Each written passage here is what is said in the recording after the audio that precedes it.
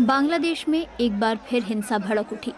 देश की पूर्व प्रधानमंत्री शेख हसीना के विरोधियों ने बुधवार की रात उनके पिता शेख मुजिबुर रहमान के ढाका स्थित घर धान मंडी 32 में आग लगा दी और उसे ध्वस्त कर दिया। प्रदर्शनकारियों ने देश भर में शेख हसीना की पार्टी आवामी लीग के नेताओं के घरों में भी तोड़फोड़ की। ये हिंसा भारत में मौजूद शेख हसीना के एक ऑनलाइन कार्यक्रम के शुरू होने से ठीक पहले शुरू हुई। बांग्लादेश के प्रमुख अखबार द डेली स्टार ने लिखा है कि ये प्रदर्शन शेख हसीना की बांग्लादेश विरोधी गतिविधियों की वजह से किया गया। शेख हसीना के विरोधियों का कहना है कि वो भारत में बैठकर बांग्लादेश विरोधी गतिविधियां चला रही हैं। पिछले साल बांग्लादेश में छात्रों के हिंसक प्रदर्शन के बाद शेख हसीना को देश छोड़ना पड़ा था और वो 5 अगस्त को भारत आ गई थी। शेख हसीना की पार्टी की छात्र शाखा छात्र लीग ने एक ऑनलाइन कार्यक्रम का आयोजन किया था, जिसमें शेख हसीना को फेसबुक के जरिए बोलना था। कार्यक्रम के लिए रात 9 बजे का वक्त तय किया गया था। इस कार्यक्रम की जानकारी मिलते ही प्रदर्शनकारियों ने बुलडोजर प्रदर्शन का आह्वान किया। इसका समय भी रात के 9 बजे ही रखा गया था, लेकिन भेदभाव विरोधी आंदोलन के संयोजक हसनत अब्दुल्ला की अपील पर रात 8 बजे ही सैकड़ों प्रदर्शनकारी फावड़ा और हथौड़ा लेकर धान मंडी 32 में घुस गए। द डेली स्टार के मुताबिक रात 9:30 बजे इस बिल्डिंग में आग लगा दी गई और आधी रात के थोड़ी देर पहले एक क्रेन और एक खुदाई करने वाली मशीन वहां पहुंच गई। इसके बाद रात 2 बजे के आसपास बिल्डिंग का एक हिस्सा भी गिरा दिया गया। कहा जा रहा है कि धान मंडी 32 को ध्वस्त करने का काम अंतरिम सरकार की शह पर हुआ, लेकिन ढाका मेट्रोपॉलिटन पुलिस के प्रवक्ता तालिबुर रहमान का कहना है कि उन्हें इस बात की कोई जानकारी नहीं है कि सरकार ने इसे ध्वस्त करने का आदेश दिया हो।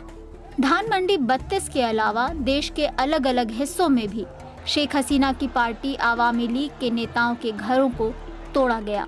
बुधवार को प्रदर्शनकारियों ने शेख हसीना के रिश्तेदार और आवामी लीग के नेता शेख हिलालुद्दीन और शेख ज्वेल के खुलना स्थित घरों को भी ध्वस्त कर दिया। डेली स्टार के मुताबिक सैकड़ों प्रदर्शनकारी उनके घरों के आगे ढाका या दिल्ली ढाका, ढाका और मुजीबवाद मुर्दाबाद के नारे लगा रहे थे। कुश्तिया में पूर्व सांसद और आवामी लीग के संयुक्त महासचिव महबूब आलम हनीफ और कुश्तिया में आवामी लीग के अध्यक्ष सदर खान के घर भी गिरा दिए गए। चटगांव में प्रदर्शनकारियों ने शेख हसीना के ऑनलाइन भाषण के विरोध में मशाल जुलूस निकाला। शेख हसीना ने धान मंडी 32 को जलाने की घटना पर कड़ी प्रतिक्रिया दी है। सिलहट में भी प्रदर्शनकारियों ने जुलूस निकाला। रंगपुर में रोकेया यूनिवर्सिटी में लगे शेख मुजिबुर रहमान के भित्ति चित्रों को खराब किया गया। मेमन सिंह, बारिशाल, रंगपुर में भी आवामी लीग के नेताओं के घर तोड़े गए और शेख मुजिबुर रहमान के भित्ति चित्रों को खराब किया गया। शेख हसीना ने धान मंडी 32 को जलाने की घटना पर कड़ी प्रतिक्रिया दी है। उन्होंने प्रदर्शनकारियों की कार्रवाई का हवाला देते हुए कहा कि वो चंद बुलडोजरों से देश की आज़ादी के खात्मे की ताकत नहीं रखते। वो एक इमारत को ध्वस्त कर सकते हैं, लेकिन इतिहास को नहीं मिटा सकते। उनकी स्पीच बांग्लादेश आवामी लीग के फेसबुक पेज के जरिए प्रसारित की गई। बीते बुधवार को शेख हसीना की सरकार के पतन के 6 महीने पूरे हो गए। बांग्लादेश की अंतरिम सरकार ने शेख हसीना को भारत से उन्हें सौंपने की मांग की है, लेकिन भारत ने इस पर कोई स्पष्ट जवाब नहीं दिया है।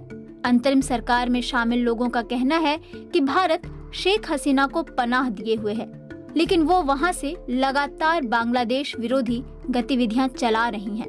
2 दिन पहले अंतरिम सरकार में सूचना और प्रसारण सलाहकार नाहिद इस्लाम ने कहा कि अगर भारत ने शेख हसीना को अपने यहाँ से राजनीतिक गतिविधियां चलाने की इजाजत दी तो इसके लिए वही जिम्मेदार होगा। नाहिद ने कहा कि हमने भारत से शेख हसीना को वापस भेजने को कहा है। ये कूटनीतिक मामला है, लेकिन शेख हसीना अगर वहाँ से राजनीति करती हैं, भारत में राजनीतिक बैठकें करती हैं, तो इसके लिए भारत ही जिम्मेदार होगा।